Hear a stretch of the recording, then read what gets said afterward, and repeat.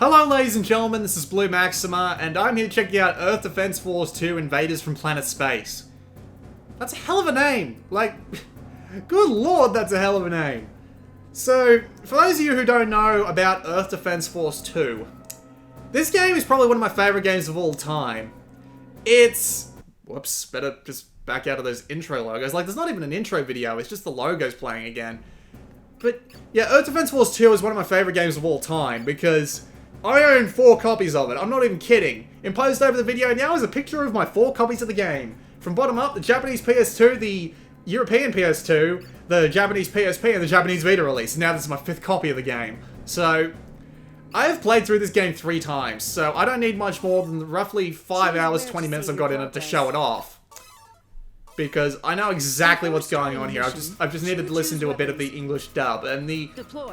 well, I'll get to that. So, we've got this main menu here. It's pretty obvious what everything does, but I'll show it off anyway. Multiplayer has, obviously, online and ad hoc co-op and online and ad hoc rumble. So, I never got the rumble modes. I never got why they put them in there, but oh well. We've also got settings. Pretty obvious stuff here. You got your different volume sliders. The defaults are actually like this, but I turned them down a little bit just to hear the English dub a bit better. You got the shaky cam, which is... actually recommended you turn this off if you want, because without it you get a lot better frame rates, but you can turn it on if you like. And your control settings, leave your control type on technical because normal is actually crap. Technical is, you know, dual stick shooter. You got your invert camera, your cinematic camera, and you can turn off. You actually decide what the touchscreen and the rear touchpad do, which is actually kind of nice. So you can actually make sure the rear touchpad moves your camera or acts as your zoom or... oh, well, it actually doesn't work as your zoom or activate button, but you can actually make your zoom activate button the touchscreen, which is actually pretty cool. I actually like it, so I left it on that. Game does thankfully have autosave, but you can also come here to save manually, and there's also like 99 save slots. And your weaponry. So, if you've played Earth Defense Force 2017 Portable, you have your 2 classes, your infantry and your power wing, and they've also backported the air raider from Earth Defense Force 2025. So we're gonna do a mission as all 3 of these. I'll play infantry. I'll play this as infantry. I'll play as infantry first, then power wing, then the air raider. Because why not, right? You can pick their weapons. Yeah, I know. Shut up, English dub lady. She sounds good, but I can explain this. So the infantry is your basic guy. Like, he's your basic soldier, and he's got all your basic kinds of weapons. Your assault rifles, your shotguns, your sniper rifles, your missile launchers, your rocket launchers, and your grenades, and your special weapons, which is just, you know, everything that doesn't fit in with everything else. So, he's pretty basic, he's pretty run-of-the-mill, but he can deal out some pretty good damage when he's working on it. So, we will play Cleanup Operation, because why not? And then I think I'll take the Air Raider to the Bug's Revenge, and I'll take the Power Wing to Gathering Storm. So, the game has 5 difficulty levels. Now, the way this game works is that the weapons you have different levels, and they are unlocked at different levels. So, for example, all the weapons I have unlocked right now are from beating normal difficulty around mission 37. But, mission 35, really. And the idea is you go through and you collect all the weapons, and then you come back to, say, the first mission, but you play it on hard. And hard has more weapons. And then hardest has more weapons. And then Inferno has more weapons. So you play through the game again and again and again, and you get more weapons every time you go through. But of course the game gets harder and you have to up your tactics a bit. So we'll play Cleanup. Whoops! Better not do that. Let's go back and play that on normal, because god damn it, that was a mistake. Because I'm not playing on hard with the weapons I got. No, just not going to happen. We are going to retreat, because that's a bad idea. A bad idea. Should not be doing that. Please hurry up and load so I can fix my mistake. Thank you very much. Wait for it to load.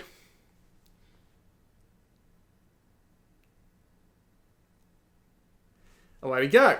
So, here we are. What's left of the enemy is scattered and powerless. Once we wipe out these last few bugs, we can rest easy knowing the Earth and everyone on it will be safe for good. Soldiers, get ready. Exterminate them all. Alright, so that was just an example of the English dub. Might as well talk about the English dub while my mind's on it, honestly. But the English dub is good. Like, it's not amazing, honestly. But Then again, this is Earth Defense Force. Expecting the English dub to be amazing is a really, really bad idea in pretty much every circumstance. But at the same time, it's an Earth Defense Force game, and the people over at Xseed have done a great job at maintaining D3 Software's English dub, like, charm and just general, like, campiness of it all. Like, Earth Defense Force 4.1 is supposed to have a much more serious dub, but they've kept the sort of, like, silly dub for Earth Defense Force 2. And they've actually shared some lines in between Earth Defense Force 2 and Earth Defense Force 4.1.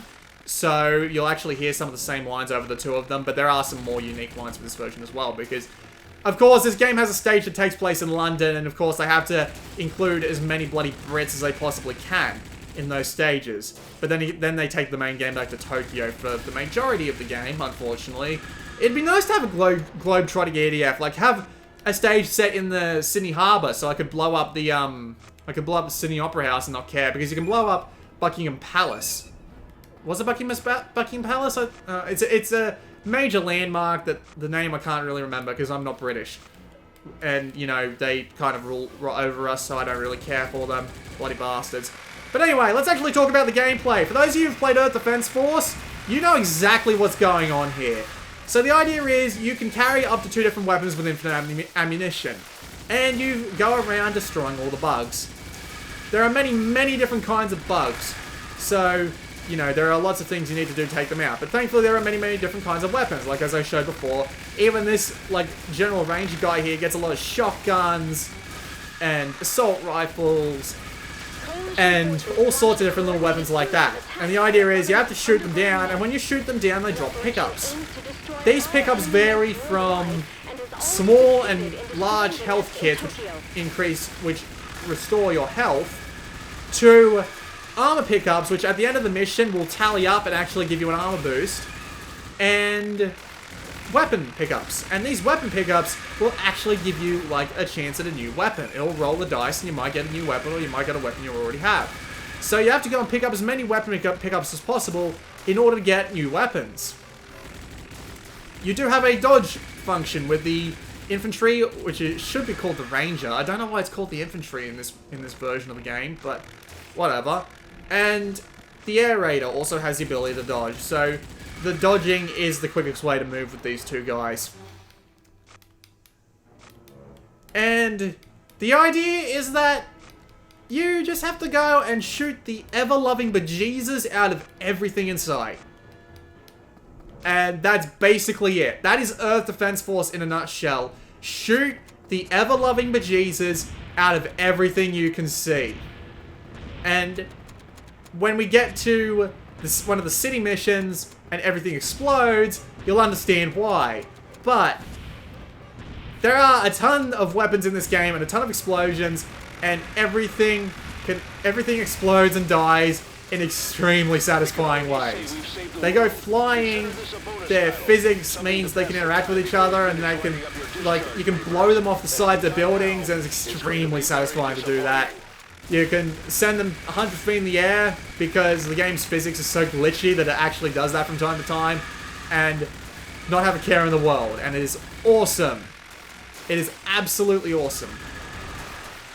And the best thing is, unless you're going for 100% completion, you don't even have to play as classes that you don't like. You can play as the Air Raider, you can play as the Power Wing, you can play as the Infantry. It doesn't matter what you do, you can play whatever you like, and you can take absolute ages to get through the game, because getting through the first half of the game, because the game's got like 80 missions.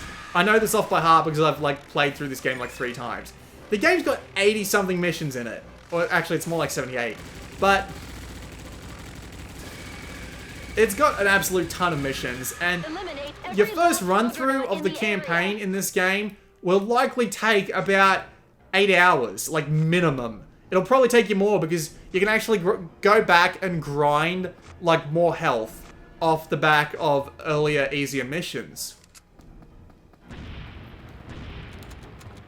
And on later missions, like Inferno missions, you will eventually have to do this because the game does get extremely difficult very fast if you go into Inferno mode.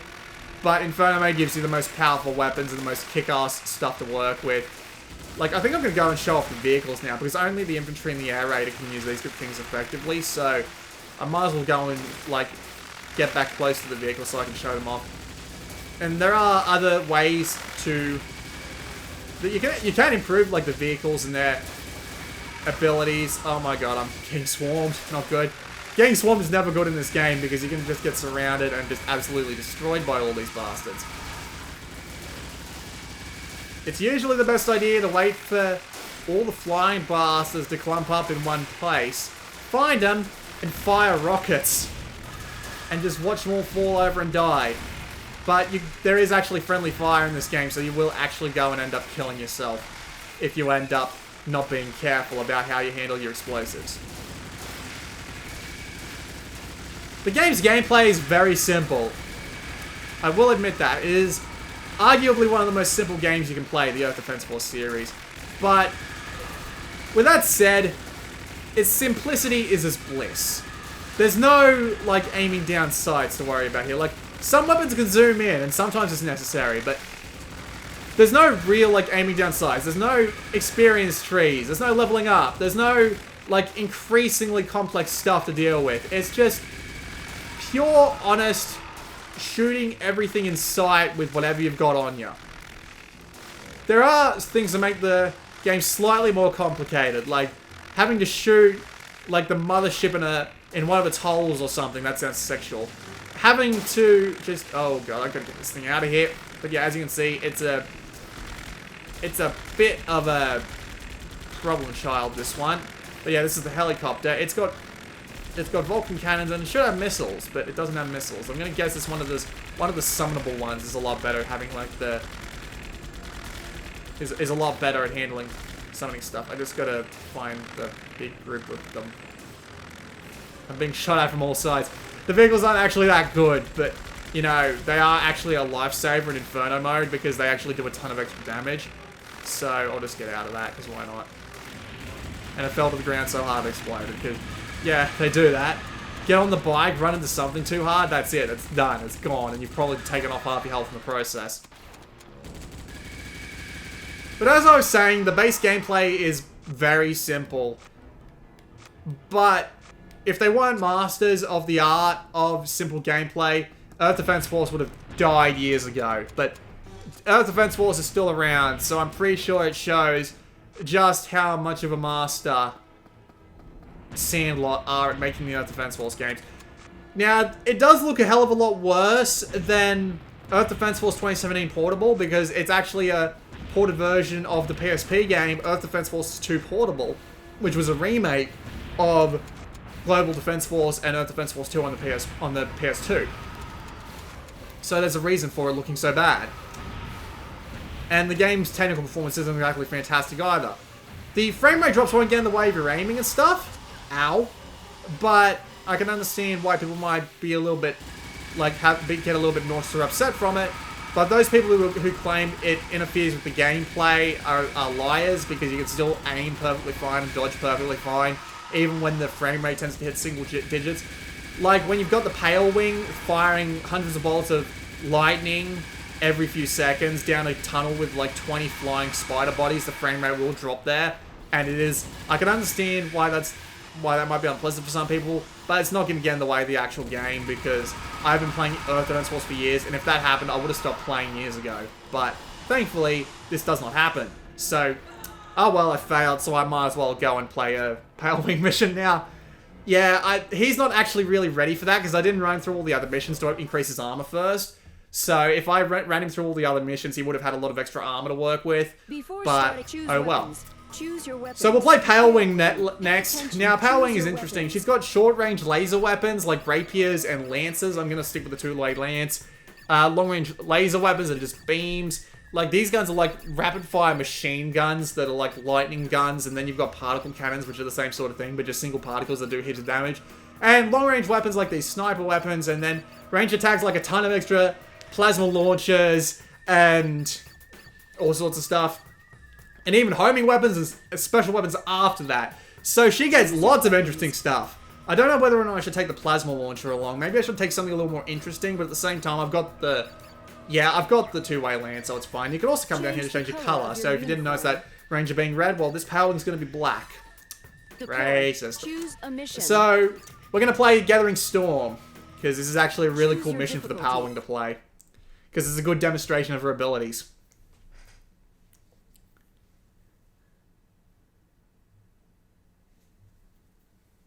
So, Pale Wing.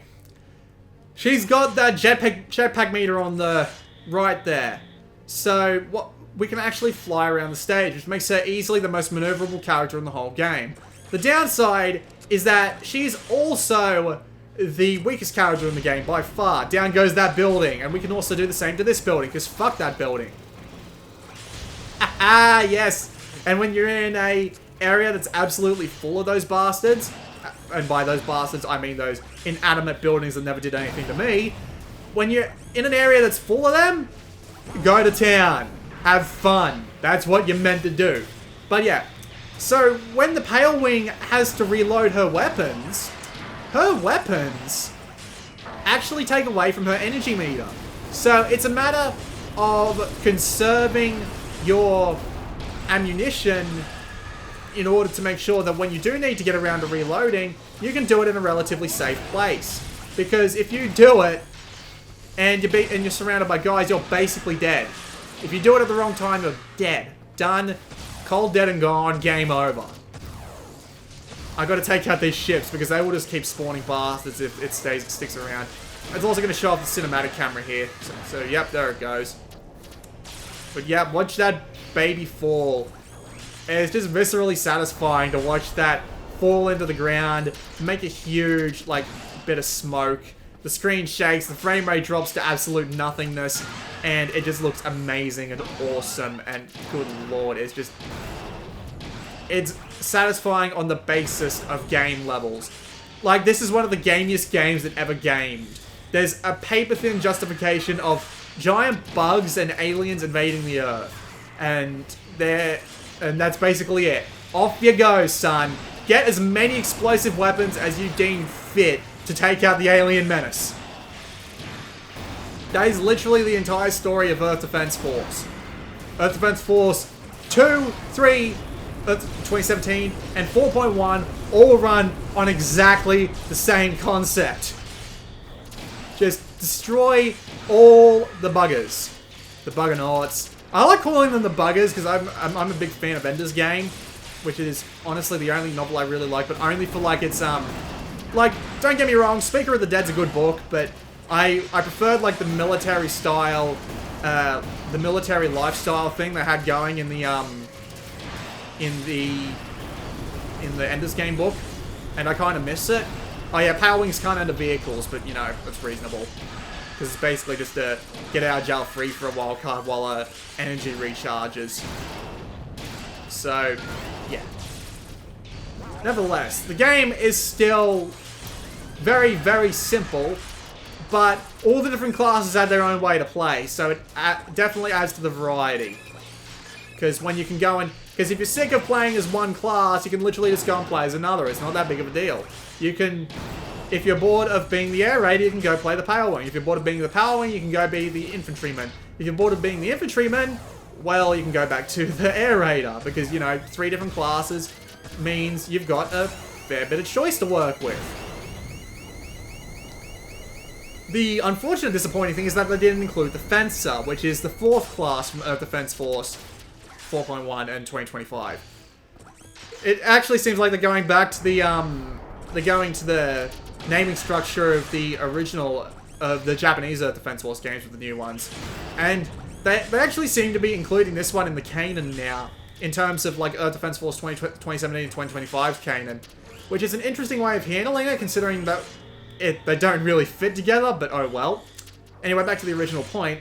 I miss the Fencer, because the Fencer is just stupid, like, amazing melee combat, and, you know, dashing all over the place and having gigantic chain guns on his arms, and at the same time, though, that would be stupid overpowered, even by Earth Defense Force 2 standards. Like, Earth Defense Force 2 wasn't even designed around having the Pale Wing in it in the first place, and they've gone and introduced the Air Raider, which is even worse. Even though the Air Raider isn't, like, that bad by himself, when he's backed up by a good team, he can just wreck face like nobody's business. And yeah, it's just a little disappointing not having the Fencer, but I can understand why they didn't include him.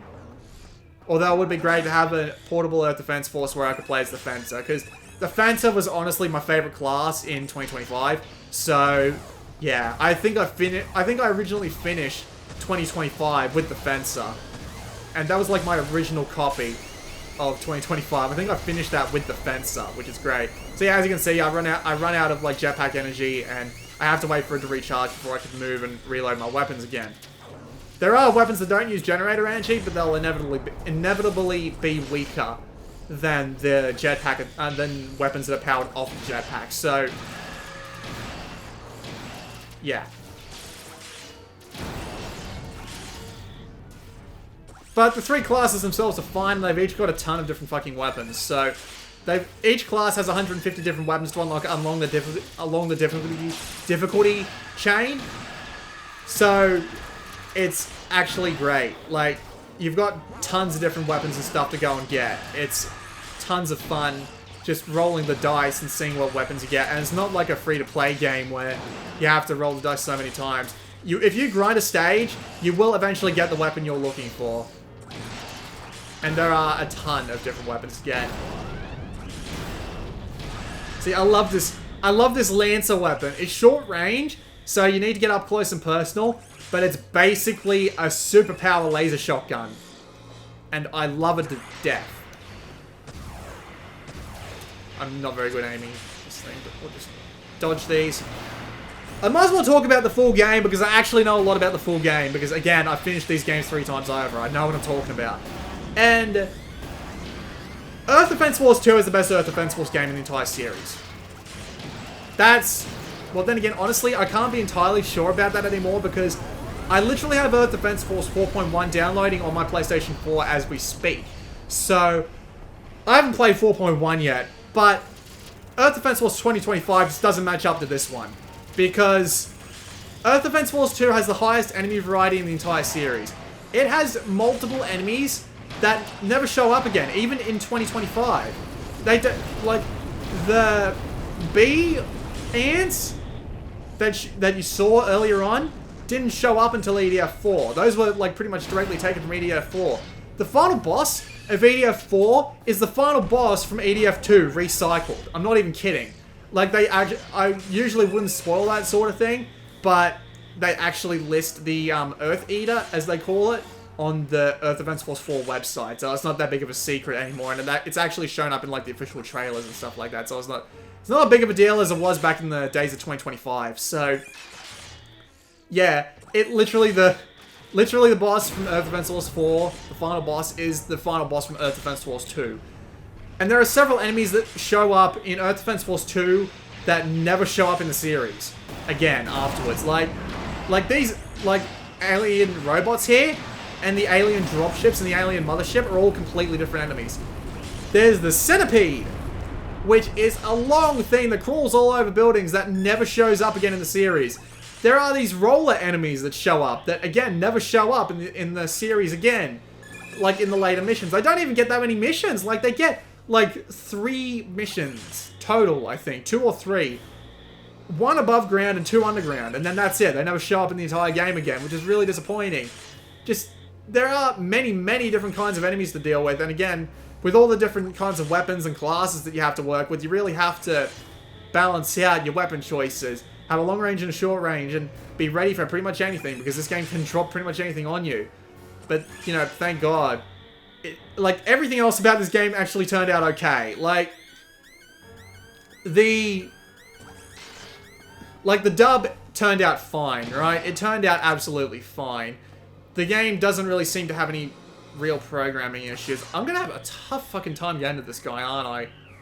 I'll just fly to the top of this building, and then I'll have to just, you know, make a flying leap towards him, and then I'll have to bonk him on the head with this plasma launcher to count this level as finished, unfortunately. But that's just kind of what you have to do in this game, because sometimes they really are dicks about where these enemies can tend to show up. If I get close enough before my energy runs out, I can try and bonk him on the head. Wait for him to move again. Damn it! Well, I got close enough, so it'll probably come down to me now. Yeah, he's coming down to me. And up I go. The enemy AI can be a little bit annoying like that.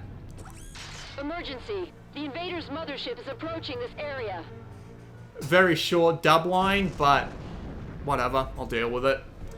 So now I'll go and play the final mission as the Air Raider. And as you can see, I've got a couple of new weapons, including the monster. Some of the weapons are actually kind of mistranslated from EDF3, which is a little bit disappointing, but I'll deal. You can tell what they are. Okay, so let's play as the Air Raider. The Air Raider is the most interesting class of the lot, because he gets like unmanned weapons. He gets turrets. He gets all sorts of special weapons. He is the support class, so he gets like droppable healing stations and satellite blasts and cruise missiles and artillery strikes, and you name it, he's probably got it. So, anyway. Let's go and play the Bug's Revenge, because I've played this mission like 3 times with the Air Raider, so I know I'm capable of doing it. But yeah, everything about this version of EDF has turned out just fine. And I'm quite grateful for that, because, again, EDF 2 is the best game in the entire series, bar 4.1, which is coming, and I will play that, and I will be going through it on a remote play video, so I will probably spend some time getting to a decent point in the remote play video and showing off like the game's features and all that, so I'll probably be able to tell you what I think about it in comparison to EDF 2. Let's show off one of this guy's biggest features.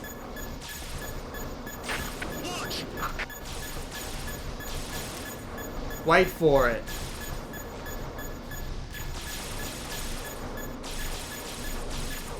I need to stay as far away as possible. See those smokestacks? Hello, my baby. Hello, my honey. Hello, my ragtime missile.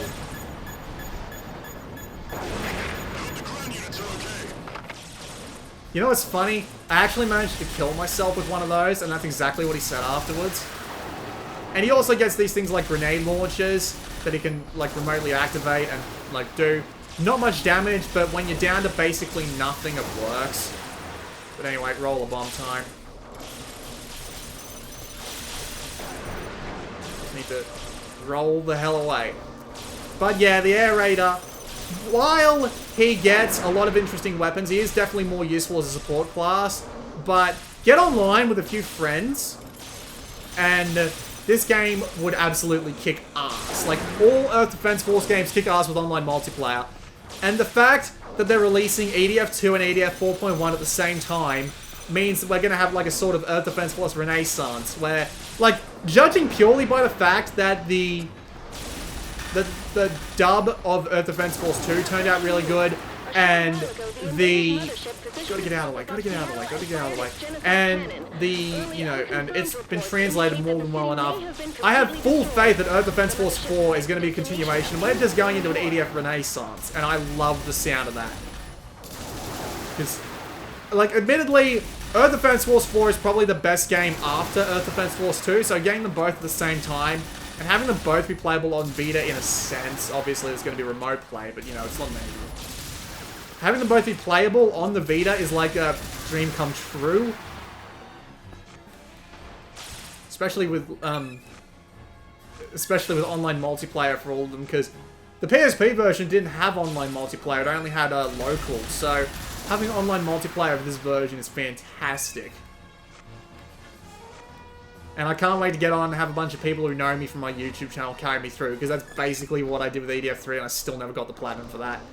And I'm really disappointed about that, because I only needed to do like 3 or 4 missions with the Pale Wing, and I was done. And I had the platinum, and I never got it. And then I just needed to like go grind a few weapons, but I could do that by myself, so... Yeah. Earth Defense Force 2 is the best Earth Defense Force game in the entire series, up to EDF 4.1. And I imagine with EDF 4.1 introducing, like, the giant mechs and all that, I just hit that poor building with a cruise missile. And I imagine with, like, EDF 4... with EDF 4.1, adding the gigantic mechs and, like all the new enemies and stuff. It's going to be like just an incredible time for Earth Defense Force fans. So let's get talking about price and stuff, because we're almost done here.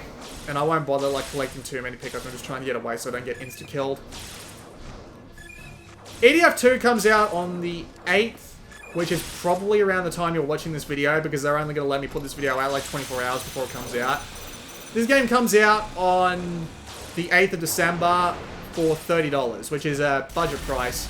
And I fully recommend it, like, even over Earth Defense Force 2017, because this is just a much better game gameplay-wise. It doesn't look as good, and the music and the dub are a hell of a lot more cringeworthy, but then again, that's Earth Defense Force for you. But as the gameplay, Earth Defense Force is definitely the best. It's got the best weapons, it's got the best enemy selection, it's got the best enemy variety. It's got online multiplayer. It does work. I have tried the Japanese version, unless they majorly buggered up the US version somehow, because this is pre-launch, so I'm going to have nobody to play with. That soldier wiped out the enemy single-handedly? No one can do that. It is, like, the best Earth Defense Force game there is. So yeah, fully recommended. Absolutely fantastic game, and I could not recommend it enough. Absolutely brilliant. If you played Earth Defense Force 2017 and liked it, you should have already bought this. So yeah, this has been Blue Maxima, and I'll see you all next time.